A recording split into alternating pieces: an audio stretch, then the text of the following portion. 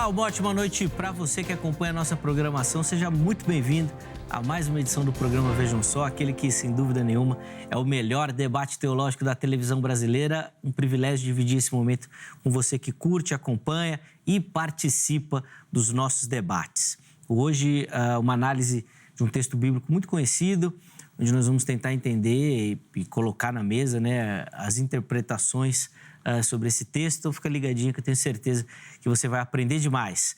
Já deixo aqui para você meu perfil no Instagram, chega por lá, @zeca_pereira, mais um espaço aí para a gente poder conversar, interagir e falar sobre aquilo que a gente gosta, né? Teologia. Então chega por lá, vai ser um privilégio falar contigo também. Deixa eu já apresentar os meus convidados para a gente poder iniciar a nossa conversa. Com muita alegria que nós recebemos aqui nos nossos estúdios o reverendo Samuel Ribeiro, ministro da Igreja Presbiteriana do Brasil. Reverendo Samuel, graça e paz, uma ótima noite. Seja bem-vindo, meu irmão. Graça e paz, Zeca. Graça e paz, pastor. Prazer conhecê-lo. Alegria estar aqui novamente e dando continuidade, né? Um outro debate que eu vim, eu falei sobre a parábola do semeador e você ficou interessado no que tinha o que tinha a ver com a eleição, né? Eu espero que hoje a gente consiga aprofundar esse tema. Sem dúvida, vai ser mais uma oportunidade para a gente aprender um pouquinho mais, do muito que Deus tem dispensado aí na sua vida. Até naquela oportunidade comentou que tinha preparado uma série de sermões falando sobre o tema, né? Eu tenho caminhado lá na igreja em sermões continuados, né? Então, capítulo por capítulo, versículo por versículo, de forma continuada. E nós entramos em Mateus, e Mateus ele é construído em cima de sermões, né? Tem o Sermão do Monte, que talvez o mais conhecido, tem o Sermão Escatológico, também bem conhecido, e tem o chamado Sermões do Reino ou Parábolas do Reino, onde o semeador está incluso. Então, são 7 parábolas onde ele ensina uma mesma coisa e ele vai sempre demonstrando nas explicações, principalmente na parábola do semeador e na parábola do joio, onde ele explica de forma bem explícita o que ele quer dizer, fica muito claro que ele está tratando de um povo específico. Boa. Já chegou a pregar sobre um versículo só? Já. Tiago 1:1. Rapaz, aí sim. Tiago 1 é um dos textos mais ricos que nós... Na verdade, sempre que eu abro uma sequência de cartas, o primeiro sermão, os 2 primeiros sermões, mas normalmente o primeiro sermão é na introdução da carta, na saudação inicial. Sim. Quando se trata de cartas onde as igrejas foram plantadas em Atos, por exemplo, ou tem alguma ligação com Atos, eu prego na plantação da igreja em Atos, o primeiro sermão introdutório e no segundo a saudação inicial. A não ser que não haja saudação como algumas cartas, como Hebreus, que não tem. Boa, boa. Vamos passar as informações da igreja para quem nos assiste, por favor. Eu sou pastor da Igreja Presbiteriana da Aliança, fica pertinho aqui na rua Arthur de Azevedo, 1007. Fica ali entre a Cônego e a Francisco Leitão, para quem é da região conhece bem, no bairro de Pinheiros. Temos culto às 9h30, escola dominical às 11h e temos culto também às 18h30. Boa, então e as informações, inclusive os contatos também já apareceram da igreja, do reverendo Samuel. Você pode chegar por lá para pegar outras informações se quiser também. De novo, obrigado, meu irmão, pelo carinho. E nós temos também o privilégio de receber nesta oportunidade o pastor Isaías Lima, ministro da Igreja Assembleia de Deus Paulistana, em Mauá. Pastor Isaías, graça e paz, uma ótima noite. Seja bem-vindo, meu irmão. Obrigado, graça e paz. Zeca, é uma alegria poder retornar ao programa, conhecer o reverendo Samuel e espero poder colaborar um pouco com esse tema tão rico, tão maravilhoso, que certamente mexe com os nossos corações, né? Sem dúvida, sem dúvida. Um texto muito conhecido, e vai ser bom para a gente colocar luz e outras leituras nesse texto também. Verdade. Às vezes a gente fica muito fechado, né? Sim. Vai ser uma rica oportunidade. Pastor Isaías, para a gente começar, vou pedir as informações da igreja também. Ok, eu estou pastor na Igreja Assembleia de Deus Paulistana, na cidade de Mauá, onde temos mentoria na mesa pastoral às terças-feiras, quinta, cultos de departamento, sábado e domingo também, culto da família, e a nossa sede da convenção, a CONAMAD, estabelecida aqui na Lapa, na rua Cipião 235, com os nossos presidentes, pastor Dr. Iri Alencar e pastor Dr. Eliseu Alencar, a quem mando um abraço a ele e a todos os que estão nos assistindo. Amém. Gostei do nome, na mesa pastoral. Mentoria na mesa pastoral. Legal, é um trabalho todas as terças-feiras, tratando exatamente temas mais temáticos, mais relevantes e olho no olho com o discípulo, tentando de uma forma mais íntima, mais próximo, discutir temas da atualidade. Boa. O trabalho é interessante, né? As nossas igrejas, elas procuram e crescem tanto, né? Às vezes vai mais distanciando que aproximando. É verdade. Fazer um trabalho assim é interessante. Bom, obrigado. Os contatos também do pastor já à sua disposição, já apareceram aí, vão ficar salvos lá no nosso perfil oficial do Instagram, @programa Vejam Só. Bom, vamos colocar na tela a pergunta. e os nossos convidados vão ter a oportunidade de responder a pergunta. Depois eu vou abrir a oportunidade para você que nos assiste participar também, respondendo a nossa enquete. E aí nós vamos caminhar na nossa conversa. A pergunta é, a parábola do semeador deixa claro que Deus tem um povo eleito. É isso que a palavra ensina, é isso que o texto fala. A parábola do semeador, de maneira mais específica, né? Ela fala ali dos tipos de solo. É interessante. E por isso que me saltou quando o reverendo Samuel falou do povo eleito, né? Não é uma interpretação comum. Nós vamos ouvir primeiro a sua participação, reverendo Samuel. Então, essa parábola deixa claro que Deus tem um povo. É preciso ter algumas coisas em vista quando Jesus está ensinando. Ele ensina por parábolas, era um método extremamente farisaico, né? Os fariseus ensinavam por parábolas, não era um método que os saduceus usariam, por exemplo. E é interessante porque ele propositalmente ensina por parábolas e você vê que claramente ele segue o entendimento dos fariseus para que eles não entendam as parábolas. Então você vê ali que já é uma aplicação inclusive da parábola do semeador, mas já vou falar especificamente dela. Outra coisa também que precisa ser levada em conta é que Jesus ele usa nesse método de parábolas ou de comparações, né, que é o significado, ele começa a comparar com situações do cotidiano. Então ele usa uma situação do semeador, que é uma situação muito típica para um judeu, né? O judeu entende quando ele fala semeador o que é o ofício do semeador, o que são os tipos de solo, por exemplo, o solo que era muito próximo da estrada, o solo que era na estrada, a questão muitas vezes que ele tinha que plantar no solo do vizinho, porque ele não tinha tanto espaço de terra. Então, para um semeador é muito claro o que ele quer dizer. E aí você vê, por exemplo, Jesus, ele deixando claro, e aí a minha intenção hoje é tratar sobre isso, não apenas nessa parábola, porque a gente precisa entender isso claramente, são 7 parábolas interligadas. Porque, por exemplo, quando ele termina do semeador, ele passa para uma segunda parábola, ele fala... Outra parábola lhe propôs, verso 24. Aí quando chega na parábola do grão de mostarda, fala, outra parábola lhe propôs. Aí quando chega no do fermento, disse-lhes outra parábola. E aí quando ele conclui, fala, todas essas coisas, disse Jesus à multidão por parábolas e sem parábolas nada lhes dizia. Quando vai para a parábola do tesouro escondido, vai falar, o reino dos céus, que ele já está tratando nas outras parábolas, é semelhante a um tesouro oculto no jardim. Aí o verso, com a parábola da pérola, o reino dos céus é também semelhante a um que negocia e procura boas pérolas. Quando vai falar da parábola da rede, o reino dos céus é ainda semelhante a uma rede que... Então, perceba, toda vez que ele está tratando de parábolas, ele está tratando de um mesmo assunto, sendo que ele está aprofundando, como ele faz, por exemplo, como Jesus faz na parábola do filho pródigo, né? Ele vai falando sobre as ovelhas, depois sobre as candeias e fala assim, e ainda propôs outra parábola. Então, são assuntos que são interligados. O capítulo 13, Mateus está ensinando sobre parábolas do reino, como é que o reino se dá. E aí eu pretendo mostrar, principalmente no significado da parábola do joio, porque eu estou aqui mostrando que elas estão interligadas, então a lição de uma não é diferente da lição da outra. Quando ele vai falar da parábola do joio, ele vai ser muito claro sobre quem é quem ele vai falar. O reino dos céus é semelhante a um grão de mostarda, né? Perdão, tá aqui. Deixá-los crescer junto à colheita, no tempo e tal. Aí chega na explicação da parábola. Ele vai dizer o seguinte, o que semeia a boa semente é o filho do homem, aqui homem com letra com H maiúsculo, deixando claro que é Jesus.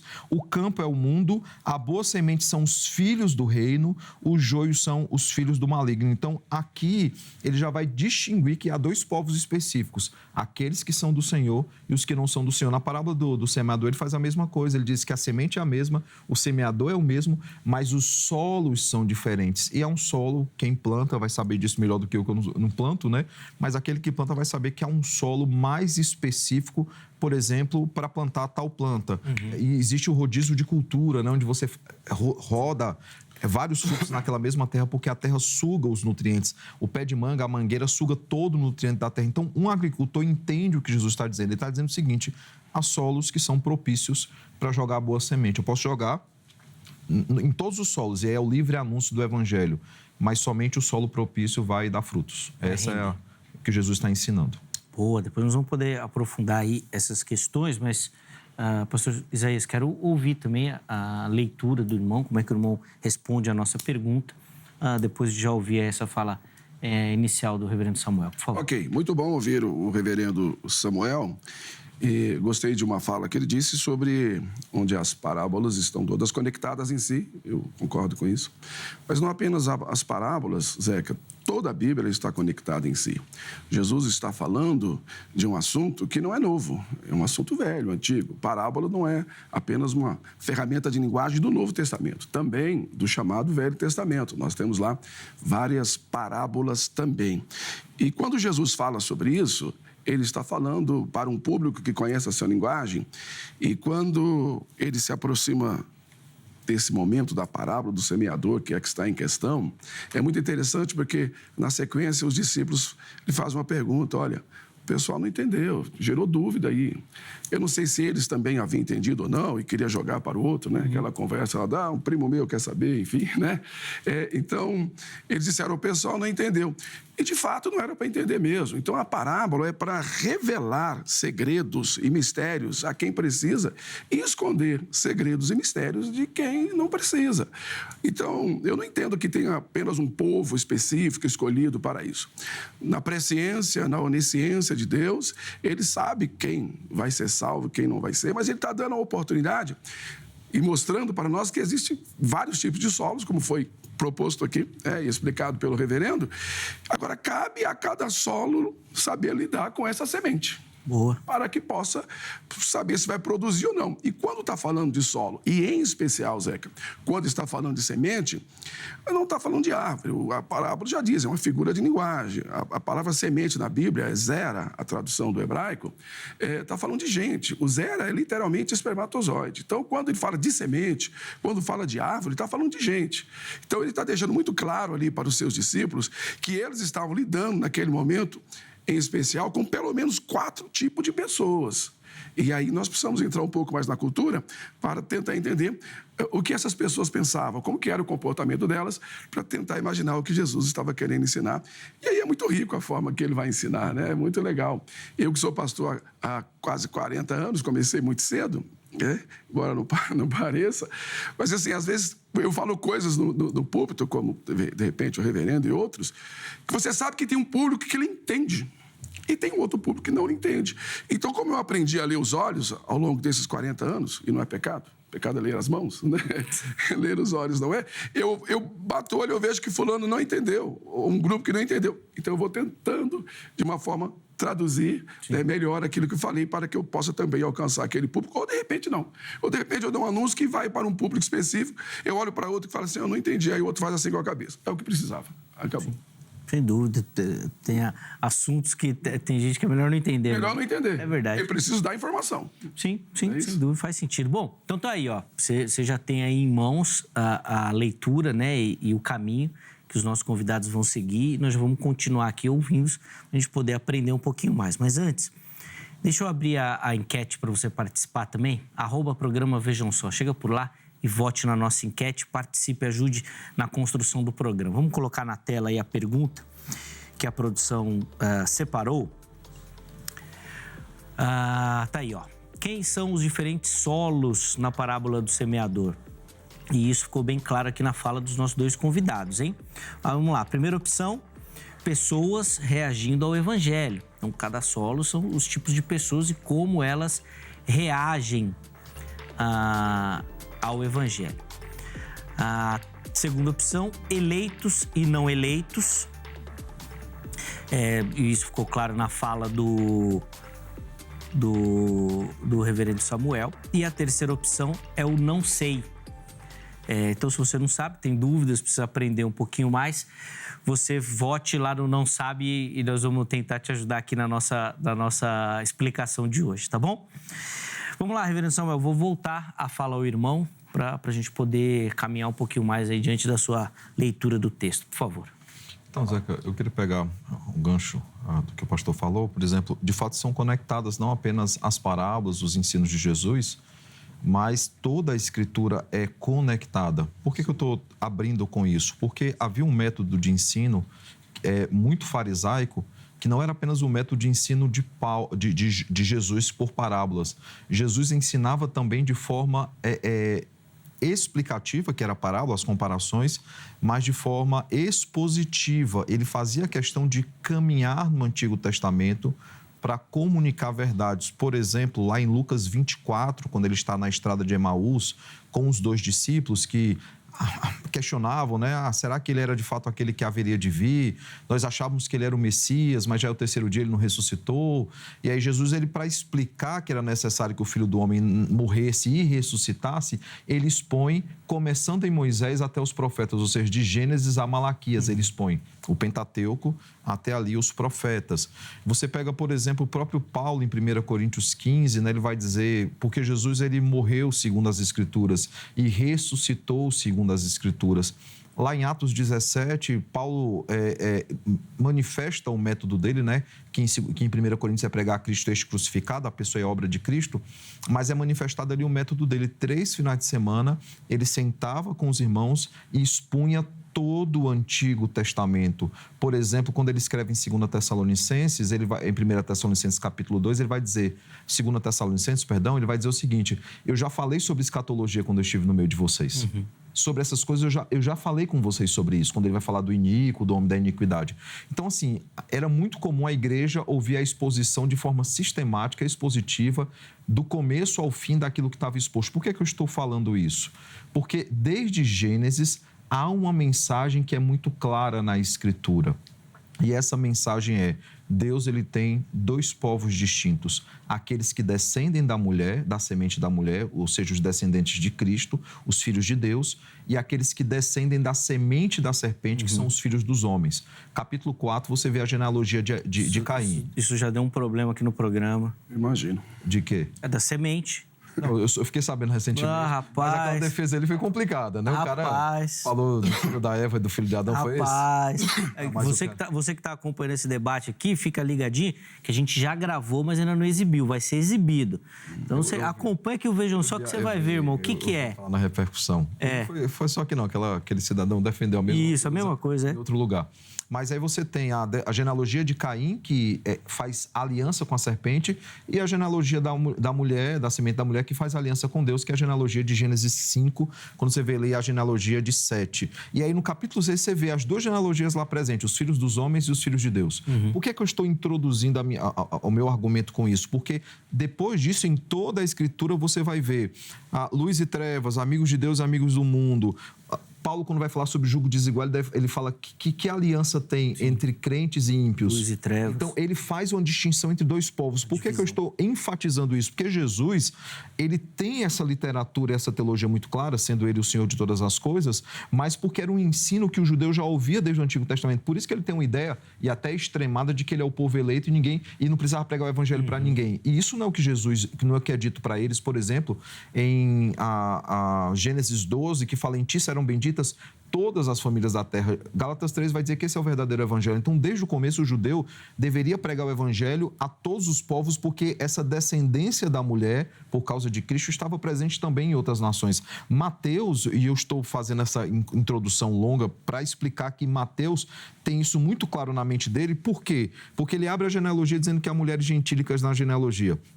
Ele traz o relato dizendo que os primeiros a anunciarem o nascimento já de Jesus consumado são os magos do Oriente.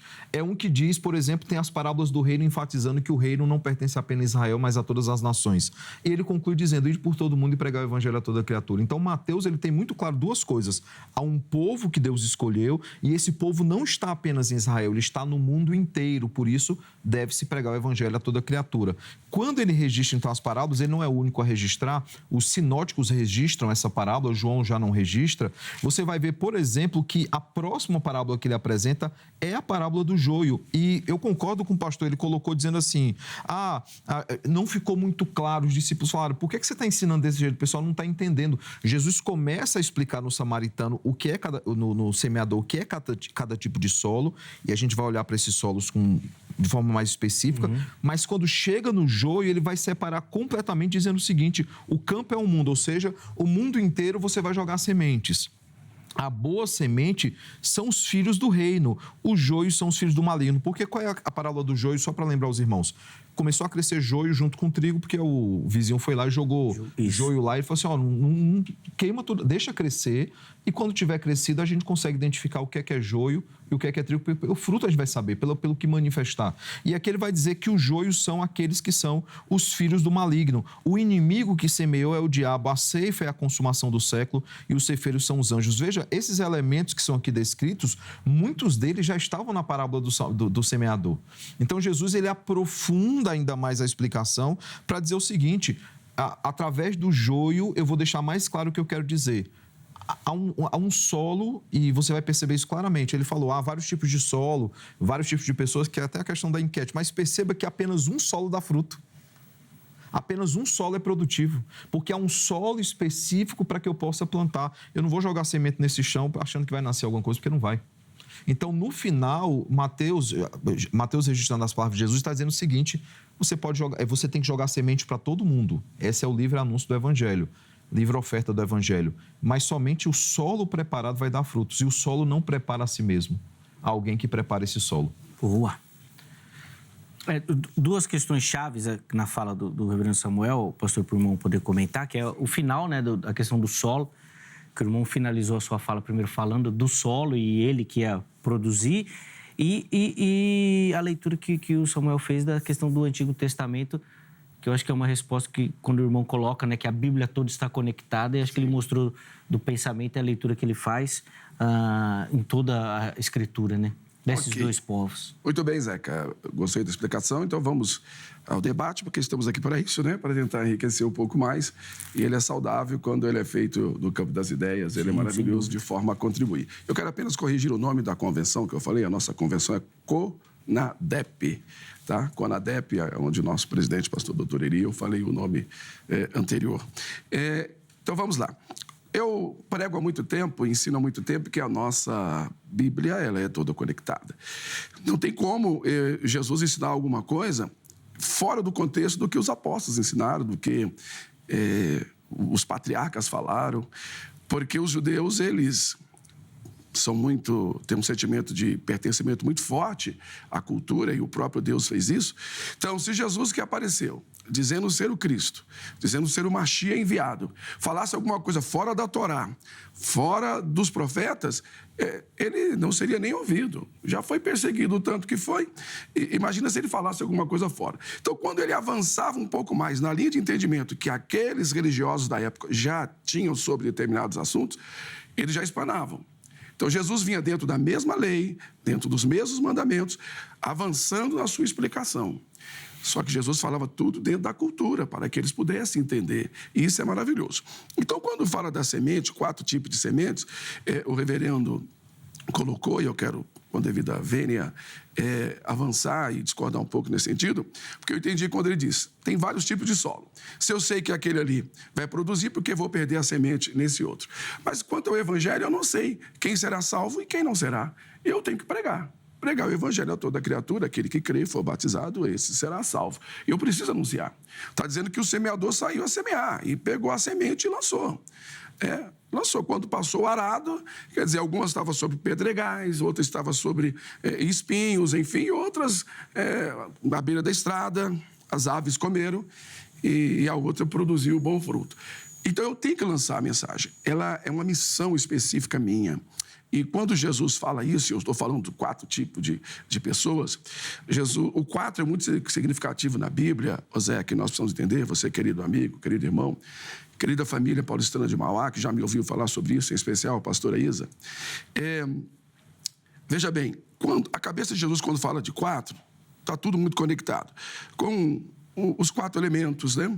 Com os 4 cantos, está conectado com muitas coisas que falam sobre 4. Mas, em especial, Jesus está com a cabeça lá naquela noite de Páscoa, quando o povo sai do Egito, e desde que ele sai do Egito e eles celebram a Páscoa por uma ordenança de Deus, há uma tradição que desde lá, toda noite de Páscoa, e os hebreus fazem isso ainda hoje, aqueles que celebram a Páscoa, uma história contada sobre os 4 filhos. Então o pai senta sobre os 4 filhos que estão à volta da mesa e começa a repetir a história do que aconteceu lá no Egito, na saída do Egito, a libertação que Deus deu para que eles nunca se esquecessem, Zeca. Então, 4 filhos. O primeiro é o filho simples, é aquele que não sabe perguntar.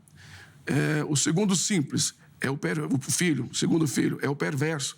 O terceiro filho é aquele que é o mais sensato, é aquele que sabe mediar a situação. E existe o tolo. Então vamos lá.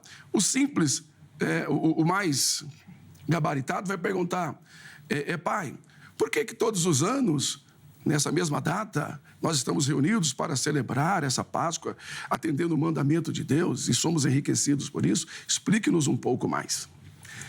O filho simples vai olhar para o pai e não tem essa forma tão rebuscada de perguntar, e vai dizer: o que é isso que está acontecendo?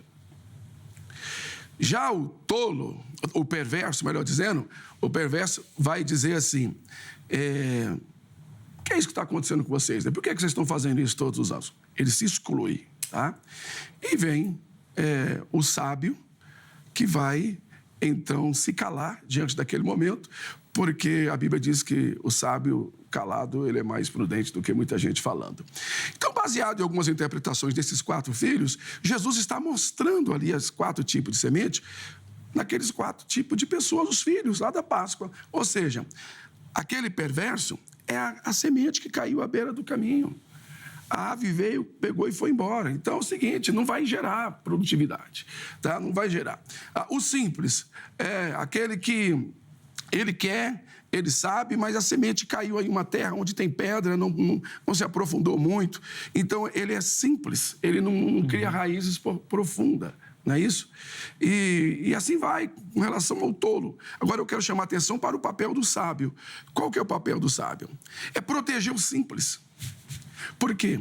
Porque o tolo, ele quer convencer o simples está coagido de forma que ele não consiga desagradar o seu irmão, que é o perverso, e nem também desagradar o seu pai. Então, o papel do sábio é fazer o quê? É proteger o simples, é mostrar para o simples que aquele é um mandamento, não pode descumprir, tem que obedecer. Então, eu entendo, Zeca e queridos ouvintes e todos, que o filho sábio é o papel de todo crente que entendeu a palavra de Deus, o projeto da salvação, o mistério da misericórdia de Deus, é salvar o simples que está sendo perseguido por aquele que é perverso, que quer trazer maldade, que quer trazer confusão, que quer sempre criar celeumas no coração com relação ao evangelho.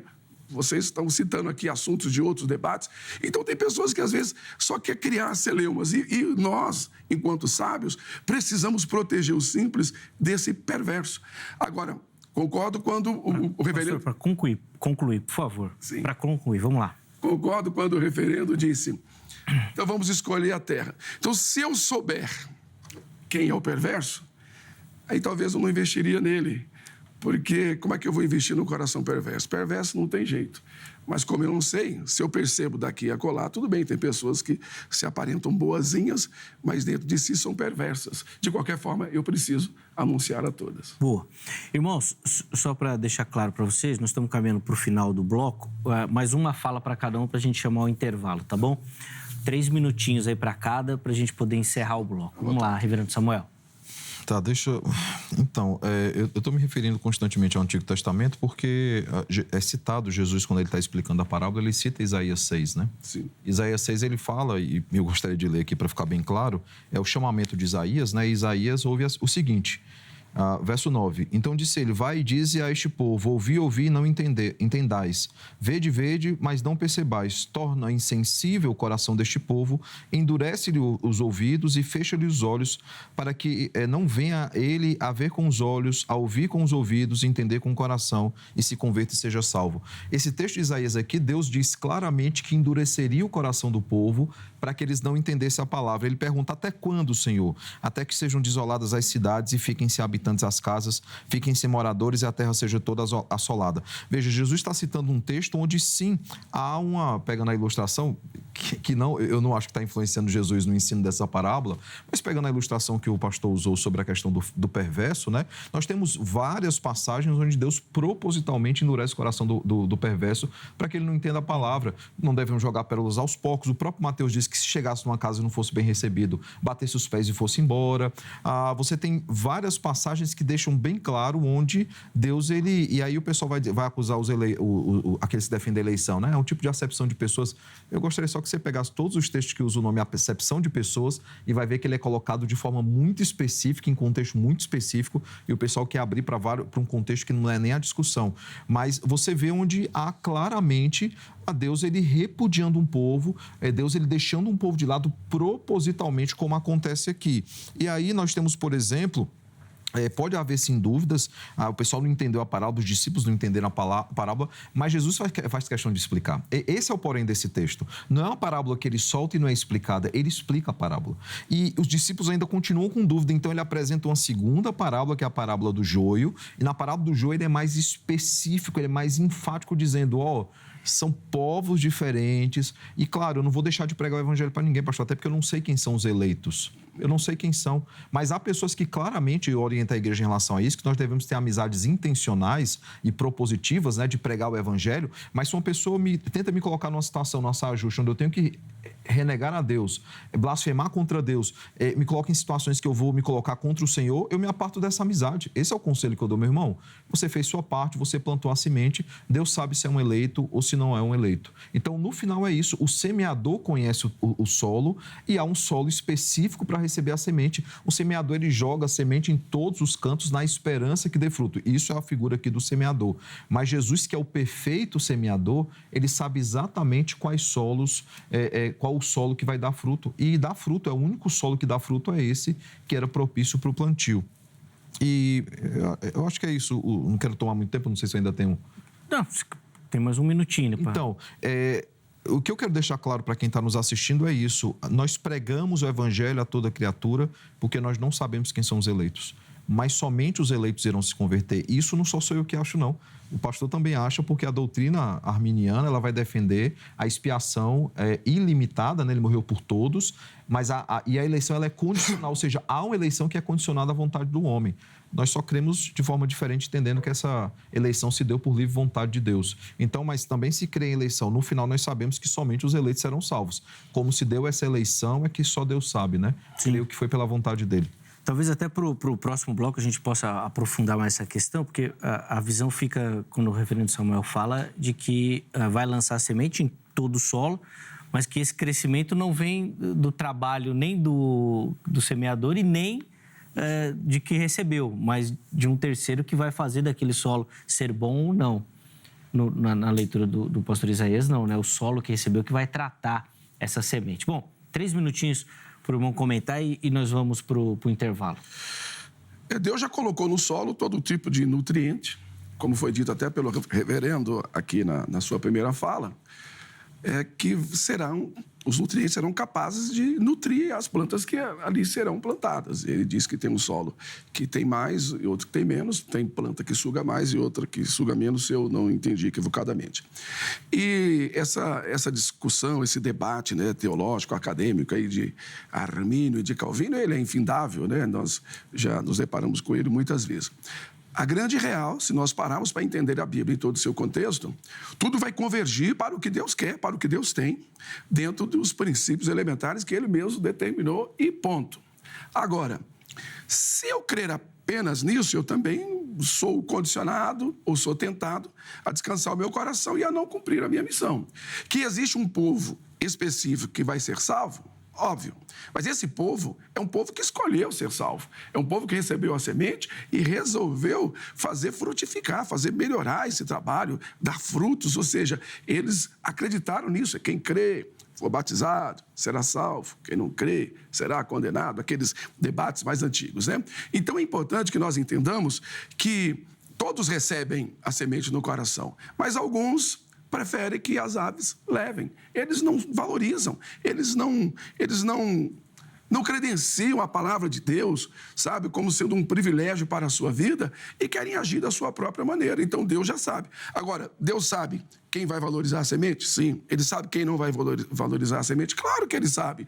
Ele não revelou isso a nós, porque nós precisamos pregar o evangelho. Agora, fazer amizade, caminhar juntos, sabe? E conviver com pessoas que só me denigrem, só me prejudiquem, me levam para ambientes que se afastam de Deus, eu não tenho obrigação disso. Eu tenho obrigação de anunciar, claro. Tenho a obrigação de ser misericordioso com ele, como Jesus foi, pregando a todo tipo de pessoas, a prostitutas, a ladrão, a quem quer que seja. Ele chegou e lançou a semente. Aquele que entendeu, havia dois, né? Na hora da morte. Um disse, olha, és o Filho de Deus, desça daí e salve a ti e a nós também. Ao passo que o outro retrucou, nós somos ladrões, estamos aqui porque merecemos. Ele não, né? Lembra-te de mim. Aquele valorizou, o outro não valorizou. A semente estava posta a todos, e não eram só dois, a história diz que eram muitos, mas conta a história dos dois, representando também os tipos de solos. Então é importante entender que a missão de pregar, de evangelizar, ela cabe a todos. João 3,16, que é o texto clássico, Deus amou o mundo de tal maneira que enviou o seu Filho único, unigênito, para que todo aquele que nele crê não pereça, ter a vida eterna. Eu encerro dizendo que a melhor tradução desse texto não seria que Deus amou o mundo, porque o próprio reverendo citou um texto que existe o Filho de Deus, o Filho do mundo. Né? Para concluir, por favor. Então, nós vamos dizer assim, talvez a melhor explicação para esse texto seria porque Deus amou a eternidade de tal maneira que não quis que o homem ficasse sem eternidade. Então, enviou o seu Filho, Jesus, para mostrar-lhe a eternidade. Então, cabe ao homem decidir se ele quer ou não quer a eternidade. Boa, então aí postas as leituras, né, que os nossos convidados fazem do texto. Nós vamos fazer uma pausa, na sequência a gente volta para poder aprofundar um pouquinho mais. Antes, rapidinho, 2 recadinhos para você. Primeiro, da Grade, Academia Teológica da Graça de Deus, parceira aqui do Vejam Só, são mais de 20 anos aí caminhando junto com o programa. Código 11-3115-0819, 3115-0819. Anota o número, faz uma foto aí do nosso GC aí para você poder amanhã ligar e falar na Secretaria da Grade e aí poder tirar suas dúvidas para quem sabe se tornar ali o próximo aluno, tá bom? Além disso, redes sociais da HIT aqui para você. Vem fazer parte da nossa família também, conhecer todo o nosso conteúdo, tudo aquilo que é preparado aqui. Tem muita coisa para você, tá bom? E nas redes sociais, além de saber aquilo que vai acontecer, você acompanha um pouquinho dos nossos bastidores também, tá bom? Intervalo rápido, o Vejam Só vai, mas na sequência nós já estaremos de volta.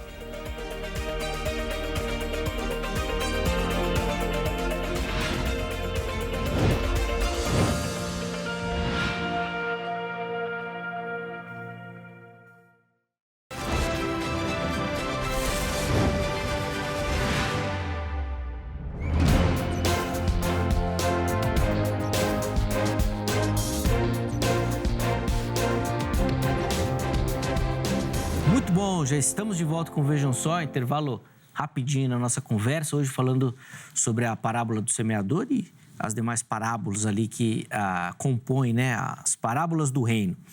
Reverendo Samuel Ribeiro, pastor Isaías Lima, ambos dando as suas observações e leituras do texto bíblico. Esse bloco ele está um pouquinho mais curtinho, então já vou passar a palavra ao reverendo Samuel para a gente poder dar continuidade aqui ao nosso estudo do texto. Por favor, reverendo.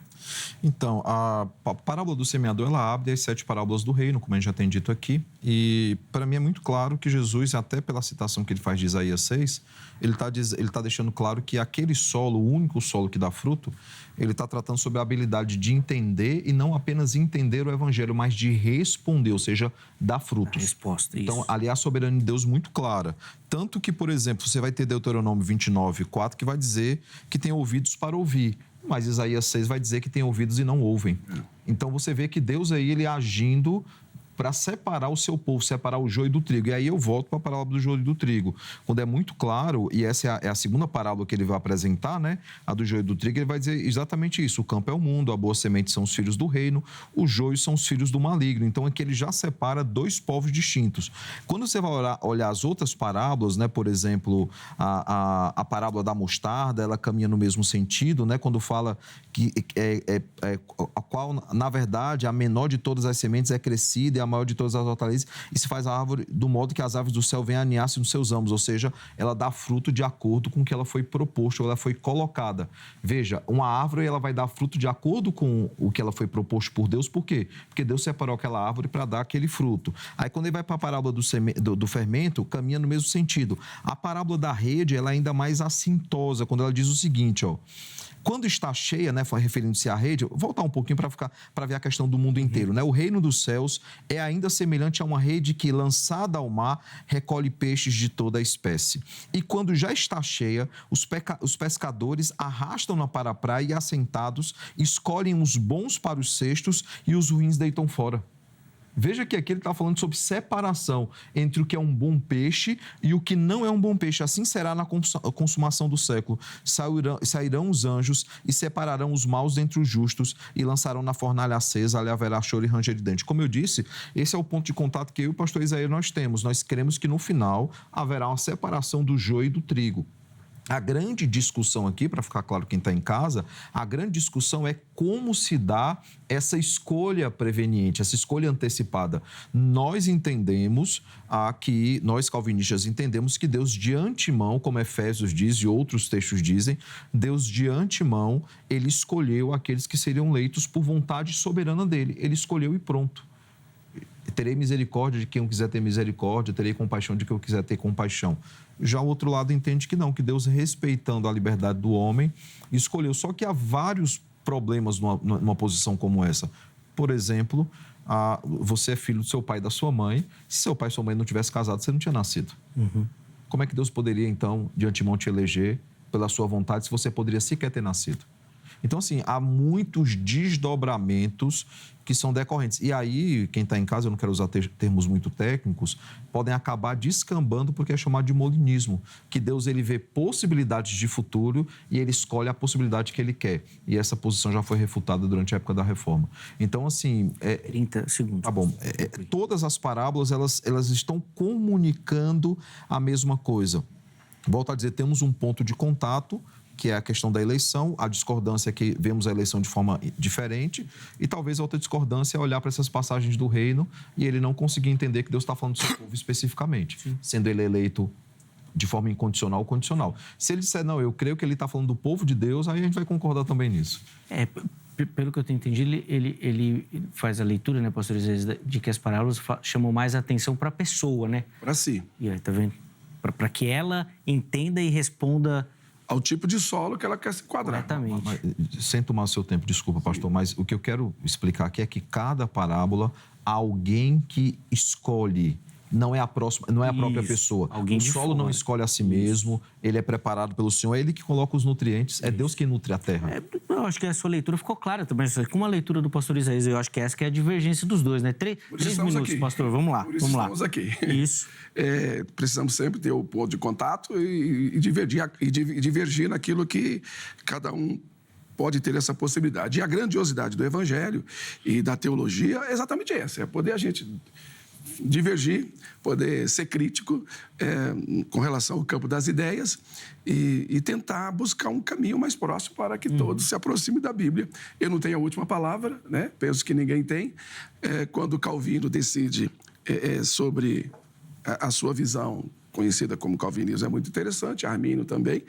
Eu digo sempre que às vezes a gente acorda sendo arminiano, vou fazer porque Deus me mandou e eu decido o meu caminho, e diante dos embates da vida, quando chega a noite, Deus, o Senhor criou todas as coisas, eu já sabia que isso ia acontecer, eu já oro como calvinista. Então, a gente precisa caminhar, né? A gente acaba caminhando nesses meandros aí, mas nesse assunto específico da parábola, vamos aqui com relação ao tempo, para eu não me perder, então o que é que eu vejo? Assim como existem vários textos que mostram essa em tese eleição, ou essa predestinação de um povo, também existem textos que dão margens e aberturas para nós entendermos que o Senhor também dá ao homem a oportunidade de ser coparticipante nessa decisão, porque senão seria muito injusto Deus falar, eu quero você e não quero você. Obviamente, ele tem o direito de querer. Por exemplo, Deuteronômio 30:19 diz assim, hoje eu coloco diante de vocês a vida e a morte, a bênção e a maldição. Escolha a vida para que vocês e seus descendentes possam viver. a possibilidade de escolha. Então, eu coloco diante de vocês. E ele dá uma orientação. É importante que escolham a vida. Tá? Claro, ninguém aqui vai escolher a morte, que não seria inteligente. Mas existe a possibilidade. Tem pessoas que escolhem a morte. Josué 24:15. Mas se não quiserem servir ao Senhor, escolham hoje a quem querem servir. Se aos deuses que seus pais serviram além do rio Eufrates, e aos deuses dos amorreus em cuja terra vocês estão vivendo, quanto a mim e a minha família, nós serviremos ao Senhor. Olha aí, então já houve uma escolha. Se Deus o predestinou, é uma outra coisa, mas está aqui a possibilidade de escolher e dado a possibilidade para escolher ou não. Romanos 10, 9 e 10. Se confessar com a sua boca, ó, se, a condicional, se confessar com a sua boca que Jesus é o Senhor e crer em seu coração que Deus o ressuscitou dos mortos, você será salvo. Então existe a possibilidade de não confessar e de não crer, está escrito aí. Pois é com o coração que se crê e se é justificado, e é com a boca que se confessa para a justiça. E aí vamos outros textos. E aí eu concluo com o texto que talvez é onde nós vamos convergir.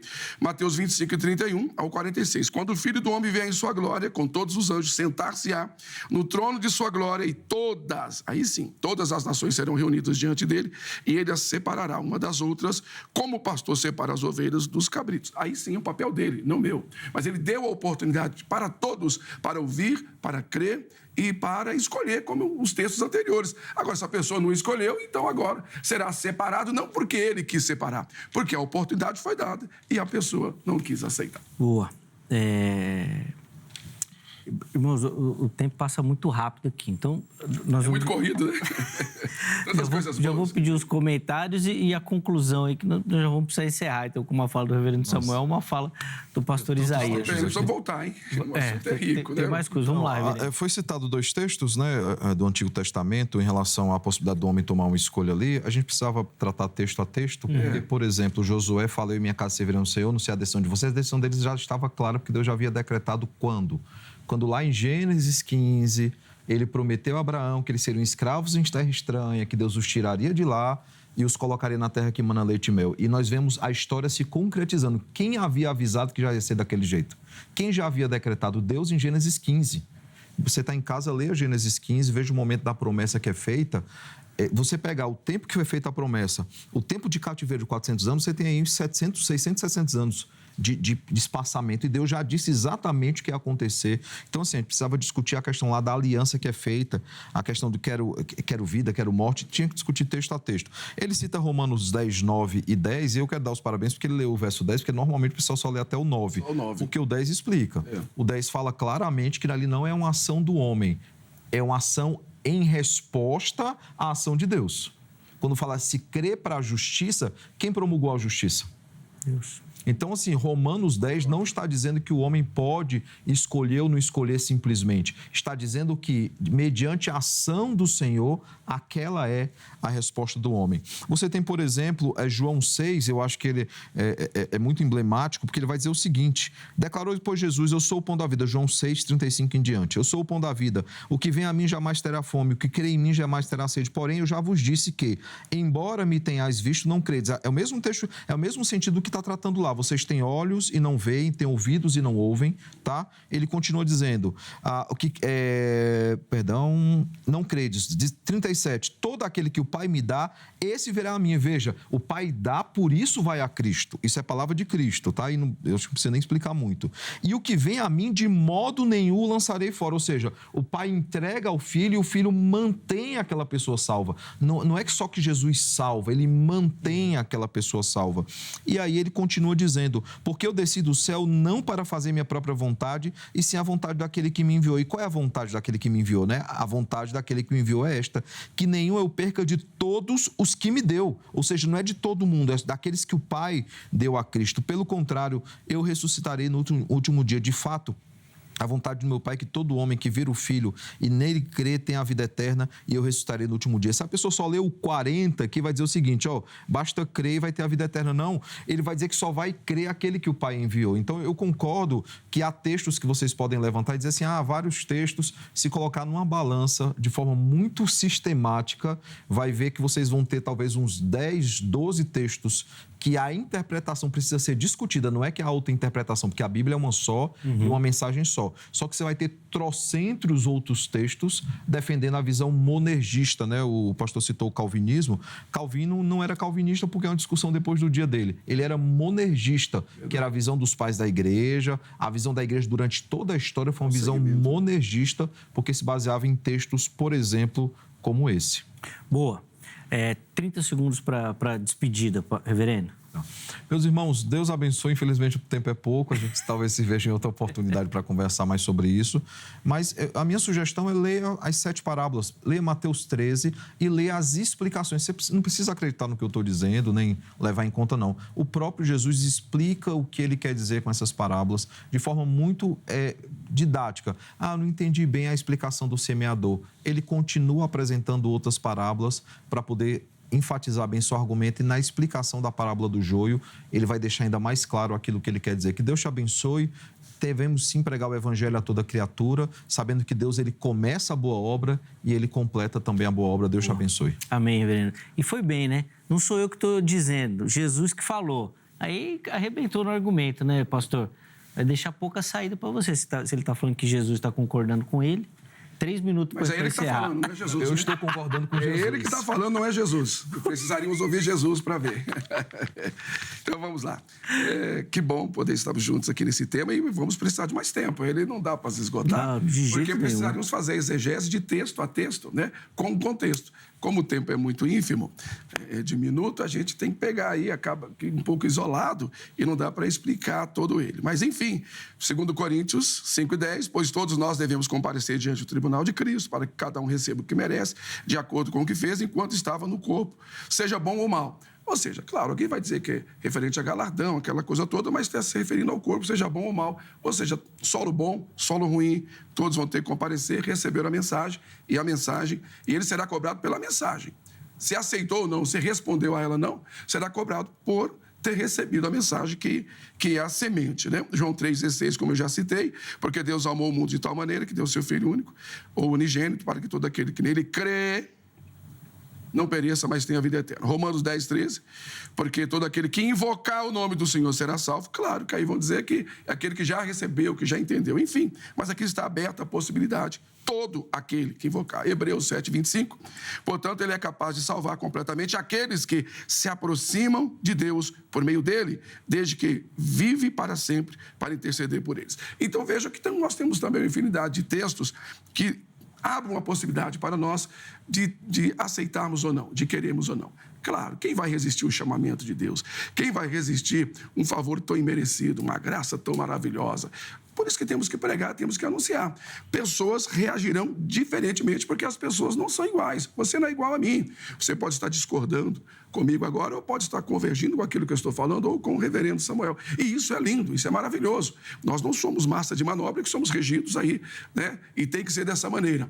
Agora, precisamos ter alguns pontos em comuns.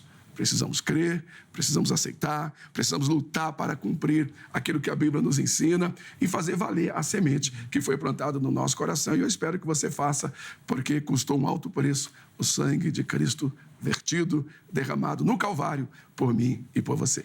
Boa, pastor Samuel. 30 segundos para a despedida aí de quem nos assiste. Tem muita gente acompanhando lá no YouTube te mandando um abraço aí. Uau, obrigado. A igreja dele está toda aqui, eu estou vendo. Em peso, Obrigado, né? querida família, Assembleia de Deus Paulistana, os nossos presidentes, como eu disse, né? Pastor Iri, pastor Eliseu, pastora Thaís, todos os meus pares regionais, e também a igreja de Mauá, pastora Isa, que está convalescente, precisando de orações, a todos os obreiros do campo de Mauá, quem amo muito e tenho o privilégio de representá-los aqui. Deus abençoe, profunda gratidão, vamos continuar crescendo na graça e no conhecimento, porque para isso fomos chamados. Obrigado, Zé, que esperamos voltar para continuar. Sem dúvida, sem dúvida. Samuel, muito bom estarmos juntos, prazer conhecê-lo e precisamos avançar. Tem mais coisas para a gente conversar, sem dúvida. Aqui é só... Obrigado. A ideia do Vejam Só é essa, é instigar quem assiste, né? Agora, né? Agora quem está assistindo vai aprofundar, vai ler, tem muito material para poder aprofundar isso. Obrigado. Pastor, obrigado, reverendo, pelo carinho. Contato dos nossos convidados lá no perfil oficial do programa, @programa Vejam Só. Chega por lá. Vamos colocar na tela o resultado da enquete. Lá nós perguntamos quem são os diferentes solos na parábola do semeador. Vamos ver como é que ficou a porcentagem? 77% afirmando que são as pessoas reagindo, né, ao evangelho. Então, que o solo são as pessoas e as reações diferentes que ela tem ao ouvir a pregação. 21% falando dos eleitos e não eleitos. O reverendo Samuel perde mais uma enquete no programa. Mas tá diminuindo, você percebeu? A primeira vez que eu vim aqui foi 90. Eu já começo sabendo que eu vou perder. Nós vamos ter que voltar. Foi 90 a 10. Aí tá diminuindo, cara. Já tá 77 a 21 já. Você tá vindo bem, você tá igual o Vasco. O Vasco joga com o Flamengo, ele sabe que vai perder, só vai diminuindo. Revanche, vamos marcar o revanche. A revanche. Boa, meus irmãos. Obrigado a todo mundo que votou, que participou, que deu carinho da sua contribuição. É sempre uma alegria dividir esse momento com você. A edição de hoje fica por aqui. Mas amanhã, se Deus permitir, nós estaremos de volta com mais um Vejam Só. Fique agora, na sequência, com a edição do Jornal Toda Hora, para finalizar e começar o seu dia muito bem informado. Até mais.